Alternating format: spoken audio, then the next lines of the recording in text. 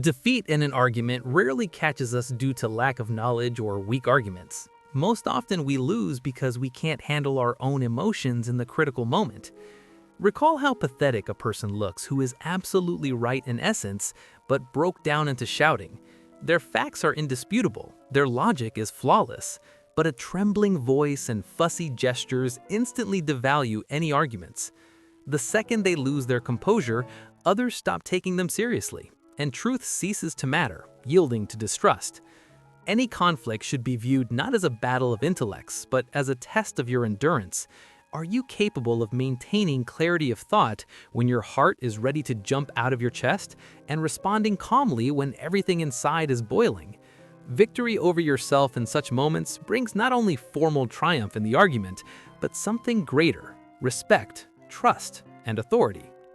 Niccolò Machiavelli, studying the rise and fall of great rulers, derived a cruel but fair truth. Power belongs not to the one who shouts loudest, but to the one who maintains ice-cold calm when others break. The principle is simple. If you're not master of yourself, you cannot control anything around you. And today we'll examine in detail the mechanics of this unshakeability. We'll consider how exactly the body betrays us in fractions of a second, how others read these signals before conversation even begins, and how you can turn the situation's tension in your favor.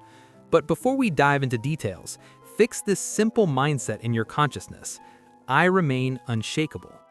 Realize the weight of this phrase, because by the end of our conversation, you'll understand why it's more important than any logical constructions. Principle 1. People trust confidence, not justifications. The first thing to absorb: people don't trust justifications, they trust confidence and stability. The main mistake of most people lies in preparing the perfect defense text. We rehearse arguments and line up facts like soldiers, but in the critical moment, this doesn't work. In the heat of an argument, your opponent practically doesn't listen to your words. They scan your state, reading microsignals, a tremor in your voice, darting eyes, or labored breathing, and based on these observations, they deliver an instant verdict about your competence. Machiavelli claimed that people judge by appearance as much as by essence, and in conflict, your demeanor is sometimes more important than being right. Imagine two arguers. One has all the trump cards but fusses and averts their eyes. The other, though half wrong, speaks measuredly and maintains eye contact. In observers' eyes, the calm one wins because composure is read as reliability and control of the situation, whereas nervousness is inevitably perceived as a sign of lying or uncertainty in one's words.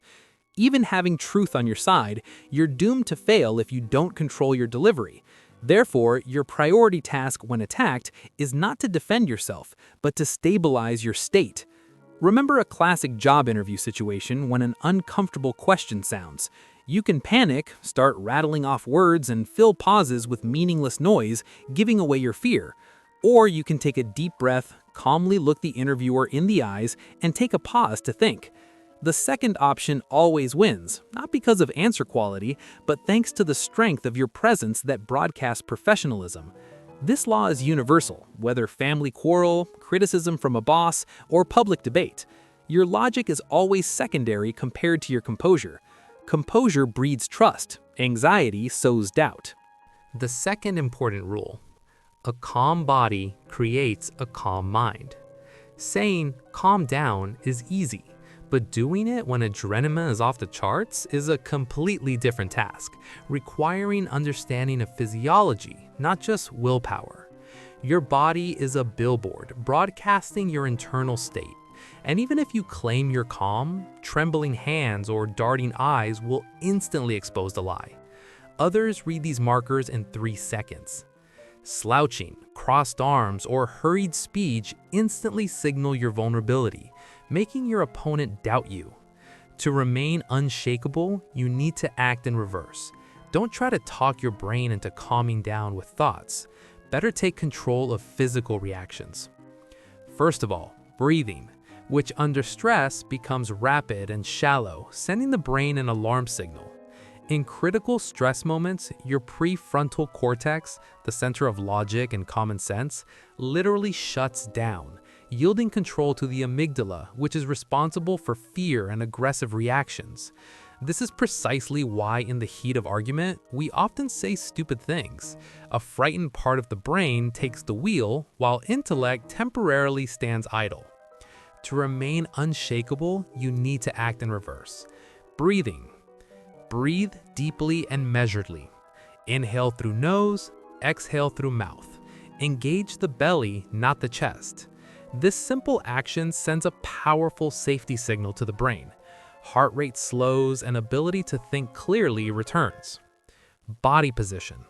Whether standing or sitting, your posture must broadcast calm confidence. If standing, spread feet shoulder-width apart, don't shift from foot to foot.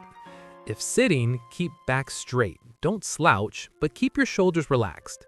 Pay special attention to hands. Any extra movements, finger tapping, playing with a pen, crossing arms, broadcast nervousness. Keep palms calmly on the table or knees. This stillness not only convinces viewers of your resilience, but launches feedback, making your own brain believe you're absolutely calm. Voice. Your voice treacherously changes under the influence of anger or fear. Speech pace accelerates, tonality creeps upward. As soon as you notice yourself starting to rattle off everything at once, immediately forcibly slow down to 70% of your usual speed. Slightly lower the timbre. Don't be afraid to make pauses. Under no circumstances fill them with nervous laughter or extra sounds. Silence is a powerful weapon, creating discomfort for the opponent. When silence hangs, the conversation partner starts talking to fill the void. At this moment, initiative passes back into your hands. Many underestimate the power of calm, not understanding that it doesn't just create the appearance of strength, but makes the aggressor doubt their own validity of their emotions. When someone shouts at you and you maintain composure, a glitch occurs in the attacker's head. They expected a response to hysteria, but encountered an ice wall, which knocks them off balance. They start asking themselves, why am I so wound up? Why aren't they afraid? Maybe they know something I don't. Thus, without even raising your voice, you occupy strategic high ground simply by controlling yourself better than your opponent. Machiavelli and other great strategists knew one simple truth: the one who owns their body owns the situation. True power isn't loud aggression, but palpable, weighty presence. The next step to invulnerability is detachment. The ability not to take attacks personally, which often becomes our main mistake. When someone criticizes you or questions your competence, the first reaction is wounded ego and desire to defend yourself. But it's precisely at this moment that you lose the ability to think strategically and transform from player into victim of circumstances. Detachment becomes your superpower when you learn to act not as your emotions want, but as necessary to achieve your goal. Example: imagine at a meeting, colleague David publicly tears apart your project you've worked on for weeks, calling it unrealistic. Emotional response: wrong. You give in to emotions, start justifying yourself, raising your voice, and attacking back. You create tension and look insecure even if you're right in essence. You lose because you allowed yourself to be drawn into emotional squabble instead of solving the problem. Detached response: correct. You recognize David's comments as simply information, not personal insult. Your goal isn't to protect ego, but to make the best decision. You calmly nod and say, "That's a fair point, David. What specifically concerns you most?" Instantly, the room's dynamic changes. Tension drops. Others see you as a reasonable professional. The opponent either gives constructive advice or retreats since they have no real arguments. Moreover, such endurance protects you from words you'll regret for years, giving that precious space to choose a smart answer instead of destructive reaction. Practicing emotional detachment initially requires conscious effort. You literally have to force yourself to step back, take a deep breath, not take what's happening personally. But over time, this skill becomes automatic. You begin catching the moment anger flashes up and seize control before emotion floods your mind. It's precisely in this tiny pause between external irritant and your reaction that true power lies. Here, you stop being a victim of circumstances and become a person who consciously chooses their response and completely controls the situation. Classic example of direct aggression. Someone tries to insult you, questions your intelligence, or humiliates you in others' presence. Self-preservation instinct demands immediately striking back, protecting your ego, making the offender pay. But cold-bloodedness offers a different view. You understand this person is intentionally provoking you, wanting you to lose face and look unbalanced. If you react predictably violently, you give them exactly what they're after. Therefore, the best solution becomes either complete ignoring or a disarming calm response that knocks ground from under their feet. Imagine the effect when, to a furious attack, you respond with a simple phrase like, "Interesting opinion, thanks for sharing," and continue with your business as if the opponent's words didn't even touch you. At this moment, the aggressor looks emotional, pathetic, and desperate, while you maintain the aura of unshakeableness. As Machiavelli claimed, the one who owns their emotions owns the outcome of battle. Detachment births clarity of thinking, which in turn leads to correct strategic decisions, allowing you to act according to necessity, not under dictation of momentary feelings. The fourth principle states that calm can transform tension into real leverage, transforming from defensive mechanism into powerful weapon. When the atmosphere heats up to the limit and others break into shouting and interrupt each other, creating chaos, your absolute composure becomes the center of gravity. People start listening to you not because of voice volume, but thanks to contrast.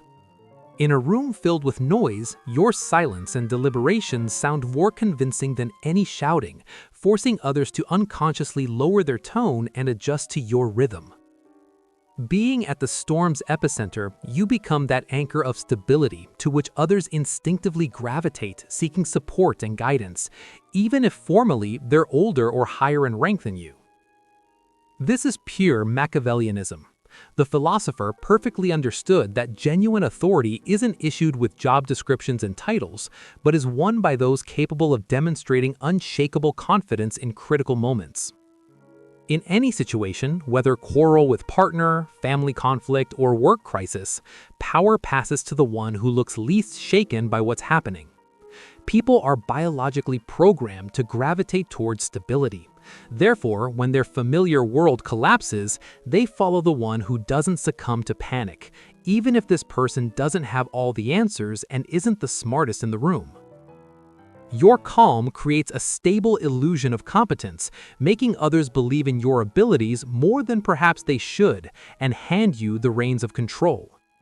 This is that very leverage of influence, the opportunity to de-escalate a conflict and direct the situation into a constructive channel by offering a solution that will be heard only because of your even tone. It's important to understand this isn't about manipulation, but about deep understanding of human nature. People make decisions based on what they see and feel, not only on dry facts. Machiavelli wrote about perception of power, noting that a leader demonstrating external calm evokes trust and respect, even if doubts torment them inside. When you maintain composure in an argument with a loved one, not interrupting and not raising your voice, you make them feel discomfort from their own lack of restraint, which ultimately leads to calming and beginning of constructive dialogue. Thus, calm doesn't just protect your nervous system, but changes the entire dynamic of interaction, transforming tension into opportunity for leadership. The fifth aspect is that one-time demonstration of endurance gives only temporary effect. But it's precisely consistency and constancy in maintaining composure that creates your reputation as a person impossible to break. A single display of calm, others often write off as coincidence or lucky circumstances. It seems to them you're simply in good spirits or the result doesn't matter to you, so they don't change their attitude toward you.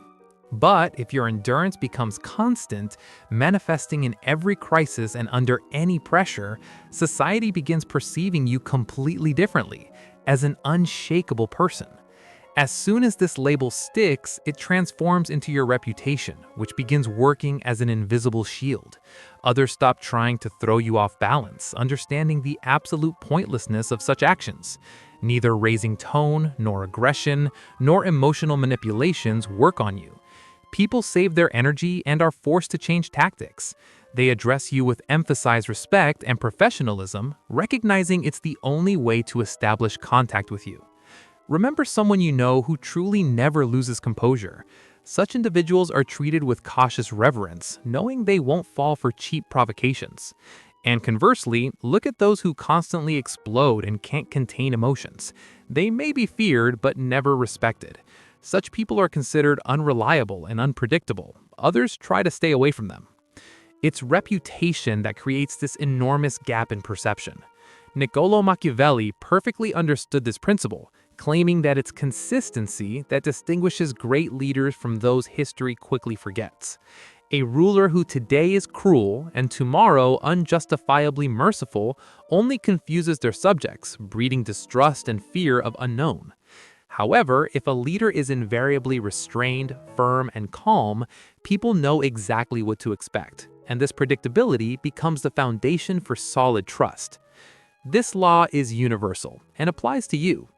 When calm becomes not a temporary state but an integral character trait, it transforms into your calling card.